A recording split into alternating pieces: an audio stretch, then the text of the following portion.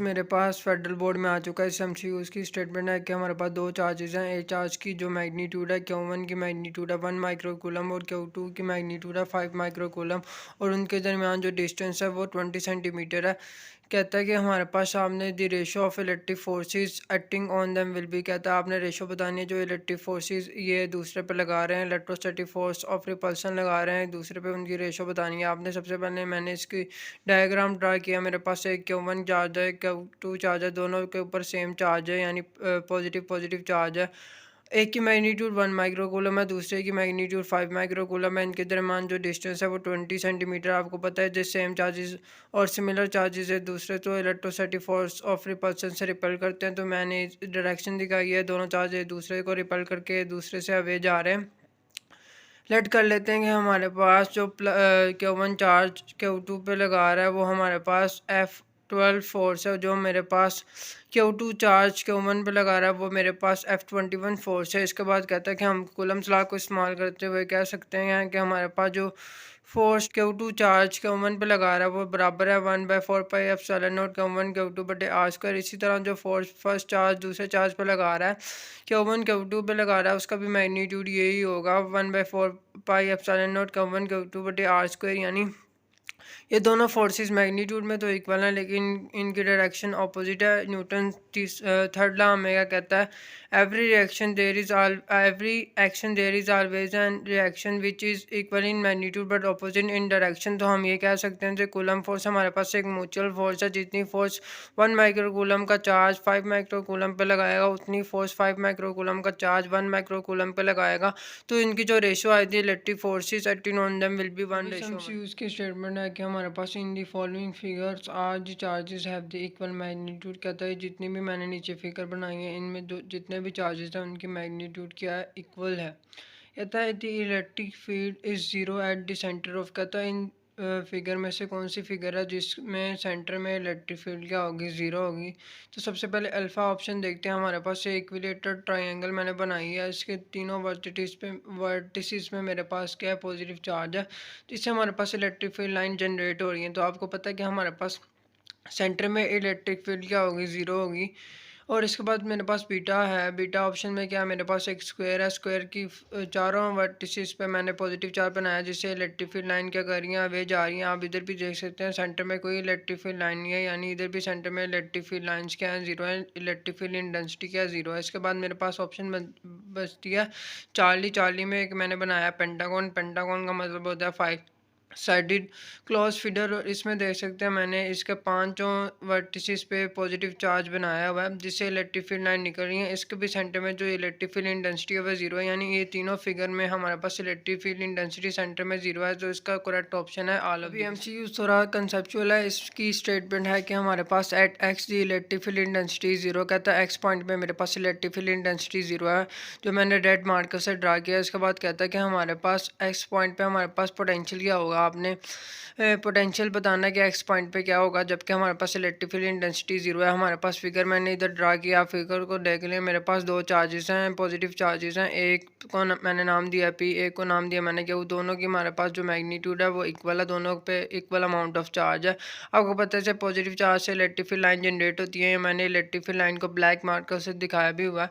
अब कहता है एक्स पॉइंट पे जो इलेक्ट्रिक फील्ड इंटेंसिटी जीरो है। अब मुझे दिखाई दे रहा है कि जो पी वाले चार्ज का एक्स तक डिस्टेंस है वो आर पी है और क्यू वाले चार्ज का एक्स तक जो डिस्टेंस है वो क्यू आर है। अब इसका कहता है कि हमारे पास एक्स पॉइंट पे इसका पोटेंशियल का होगा। सिंपल हमने पोटेंशियल निकालना है। V X is equal to Q P divided by 4 pi epsilon not into R P plus Q into Q divided by 4 pi into epsilon not into R Q. Simple आपने दोनों charges का ये potential को sum up कर देना तो हमारे पास x पे पोटेंशियल की स्टेटमेंट है कि हमारे पास ये ट्रिवियल एमसीक्यूज है, हमारे पास पास पेपर में काफ़ी बार आ भी थे। हमारे पास दो कैपेसिटर हैं, एक ही कैपेसिटर 1 माइक्रोफैरेड, दूसरे के कैपेसिटर 2 माइक्रोफैरेड। उनको मैंने सीरीज कम्बिनेशन में अटैच कर दिया और उनके अक्रॉस जो पोटेंशियल डिफरेंस है वो 100 वोल्ट है और कहता है हमें एनर्जी फाइंड करके दें। सबसे मैंने बता दिया C1 1 माइक्रोफैरेड है, C2 2 माइक्रोफैरेड है, V हमारे पास 100 वोल्ट है और हमारे पास एनर्जी हमने फाइंड करनी है। अब इधर जो हमारे पास कैपेसिटेंस यूज़ होगी वो इक्विवेलेंट कैपेसिटेंस यूज़ होगी। और हम आपको पता है सीरीज़ में इक्विवेलेंट कैपेसिटेंस कैसे फाइंड करते हैं, simply 1/C equivalent is equal to 1/C1 plus 1/C2 is equal to 1/1 plus 1/2। हमारे पास आंसर फाइनली क्या आ जाएगा 3/2। अब इसका रेसिप्रोकल कर लेंगे तो हमारे पास C इक्विवेलेंट आ जाएगा 2/3 माइक्रोफैरेड सिंपली। इसके बाद मैं शॉर्ट टिक बता दूँ, आपने अगर कम टाइम में C इक्विवेलेंट फाइंड करनी हो इन सीरीज़ में तो आपने सिंपल क्या करना है, C1 को मल्टीप्लाई करना है C2 से जो मैंने राइट टॉप पे लिखी है और उसको डिवाइड कर देना C1 plus C2। Simple numerator में इन दोनों कैपेसिटेंस का प्रोडक्ट लेना है और डिनोमिनेटर में इन दोनों कैपेसिटेंस को ऐड कर देना है। इससे भी हमारे पास 2/3 माइक्रोफैरेड आंसर ही आएगा। इसके बाद कहता है कि हमारे पास एनर्जी का फार्मूला आपको पता है कैपेसिटेंस और वोल्टेज के फॉर्म में क्या होता है 1/2 C इक्विवेलेंट V स्क्वायर। तो मैंने सिंपली वैल्यू पुट किया और इनको सॉल्व किया। 1/2 2 से कैंसिल हुआ, हमारे पास 10⁻⁻6 आई है माइक्रो की जगह और हमारे पास वोल्टेज का स्क्वायर था इसलिए मैंने स्क्वायर भी लिया। इसके बाद मैंने इसको सिंप्लीफाई करके फाइनल आंसर मेरे पास एनर्जी का क्या है 100/3 जूल। यूनिट लिखना नहीं है कि हमारे पास R2 farad capacitor is charge to 100 volt battery. कहते हैं एक हमारे पास कैपेसिटर है उसको 100 वोल्ट बैटरी से चार्ज करके उसकी कैपेसिटेंस कितनी बढ़ाई जाएगी या 2 farad and then discharge through 10 kilo ohm resistor. कहता है उसको फिर डिस्चार्ज किया गया थ्रू 10 ओहम रजिस्टर। कहता है what is the total energy dissipated in the register. सबसे पहले हमें इसमें तीन चीज़ें दी हैं, एक कैपेसिटर की कैपेसिटेंस दिया जो 2 फैरेड है, इसके बाद हमारे पास बैटरी का वोल्टेज पोटेंशियल डिफरेंस दिया जो कि हमारे पास 100 वोल्ट है, इसके बाद हमारे पास डिस्चार्ज करने के लिए जो हमें रजिस्टर रिक्वायर्ड था उसकी जो रेजिस्टेंस थी हमारे पास 10 किलो ओहम थी। हमारे पास इररेलेवेंट है डाटा, नॉट रिक्वायर्ड है हमें, ये सिर्फ हमारे पास एग्जामिनर ने आपको डिस्ट्रैक्ट करने के लिए दिया है, कंफ्यूज करने के लिए दिया। आपके पास एनर्जी के कितने बेसिक फार्मूले थे, एनर्जी स्टोर्ड इन कैपेसिटर के 4 बेसिक फार्मूले थे, आपने जल्दी से रिवाइज कर लेना। और इसमें मैंने आपको कॉमन ऑब्जर्वेशन बताई हुई है कि हर किसी में 1/2 आना ही आना है। इसके अलावा जब कभी हम इलेक्ट्रिक फील्ड लाइन्स को डबल करेंगे, चार्ज को डबल करेंगे या पोटेंशियल को डबल करेंगे तो हमारे पास एनर्जी स्टोर्ड इन कैपेसिटर क्या हो जाएगी 4 टाइम्स हो जाएगी। अब हमारे पास सिंपल आपको डाटा से देखने से लग रहा है कैपेसिटेंस दिया, वोल्टेज दिया, हम एनर्जी का ऐसा फार्मूला यूज़ करेंगे जिसमें ये दोनों टर्म हो। तो हमारे पास वो formula E is equal to half CV square direct value put करेंगे जिससे हमारे पास 2 से कैंसिल हो जाएगा। हमारे पास इसके बाद एनर्जी जो आएगी तो जो टोटल एनर्जी आएगी जो रजिस्टर में डिसिपेटेड होगी वो 10 किलो जाउल्स होगी क्योंकि एनर्जी का यूनिट जाउल्स होता है। अभी एमसीक्यूज हमारे पास UHS और MD कैट में आ चुका है जिसकी स्टेटमेंट है कि हमारे पास the variation of electric field due to a point charge with distance D is represented by which graph. कहता है मेरे पास इलेक्ट्रिक फील्ड इंटेंसिटी वेरिएशन आपने ग्राफिकली ड्रा करनी है विद डिस्टेंस D, ठीक है।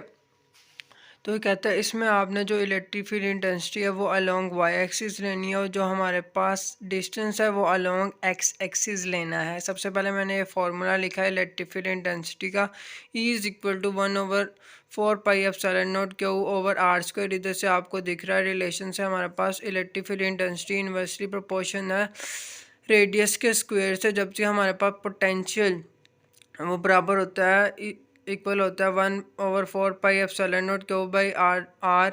वो सिर्फ हमारे पास जो पोटेंशियल है वो रेडियस के इन्वर्सली प्रोपोर्शन होता है, जबकि इलेक्ट्रिक फील्ड इंटेंसिटी रेडियस के स्क्वायर से इन्वर्सली प्रोपोर्शन है, जबकि हमारे पास पोटेंशियल सिर्फ रेडियस से इन्वर्सली प्रोपोर्शन है। इधर से मैंने फिर ग्राफ ड्रा कर लिया कि हमारे पास वाई एक्सिस पे हमारे पास इलेक्ट्रिक फील्ड लिया और एक्स एक्सिस पे मैंने r² लिया। आप देखेंगे हमारे पास E इन्वर्सली प्रोपोर्शनल है रेडियस के स्क्वायर से, इसलिए हमारे पास इसकी जो कर्व है ना वो y और x एक्सिस से ज़्यादा दूर है, जबकि हमारे पास जो पोटेंशियल की कर्व है ना वो y और x एक्सिस से कम दूर है। जो मैंने पोटेंशियल कर्व मैंने ग्रीन वाले मार्कर से ड्रा किया, जबकि मेरे पास जो इलेक्ट्रिक फील्ड इंटेंसिटी की जो कर्व है मैंने ब्लू मार्कर से ड्रा किया। तो इससे हमें साफ दिख रहा है कि हमारे पास जो ग्राफ आएगा वो इन्वर्स रिलेशन का ग्राफ आएगा।